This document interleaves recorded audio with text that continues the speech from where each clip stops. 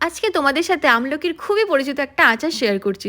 তো প্রথমে আমলকিগুলোকে ধুয়ে ভালো করে ভাপাতে দিয়ে দিলাম। আর তারপর একটা শুকনো কড়ায় এর মধ্যে মৌরি, মেথি, শুকনো লঙ্কা, গোলমরিচ আর ধনে সব কিছু দিয়ে ভাজতে লাগলাম। আর এইদিকে আমার আমলকিগুলো সেদ্ধ হয়ে গেছে, এই জন্য দেখো ফেটে ফেটে গেছে, ওগুলোকে নামিয়ে নিলাম। আর ওর ভেতর থেকে বীজগুলোকে বার করে আমলকিগুলোকে আলাদা করে সাইড করে রাখলাম। তারপর কড়াইতে সর্ষে তেল দিয়ে ওটা গরম হয়ে গেল, ওর মধ্যে কালো জিরো দিয়ে তার মধ্যে আমলকিগুলোকে দিয়ে দিলাম, দিয়ে ভালো করে নাড়তে থাকলাম, মানে একটু হালকা লাল লাল হয়ে এসছে ততক্ষণ অবধি নাড়িয়েছি। তারপর এর মধ্যে হলুদ, নুন আর এরপর শুকনো লঙ্কার গুঁড়ো আর বিট লবণ দিলাম, দিয়ে ভালো করে নাড়তে লাগলাম। অনেকক্ষণ নাড়ার পর তারপর এর মধ্যে মধু দিয়ে আবার খানিকক্ষণ নাড়তে লাগলাম। তোমরা চাইলে গুড় দিতে পারো, বাট আমি মধু দিয়েছি।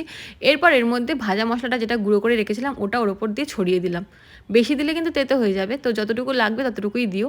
তারপর একটা কাচের জারে তুলে রাখলাম। খুব সুন্দর হয়েছিল, তোমরাও বানিয়ে খেতে পারো, হেভি লাগে।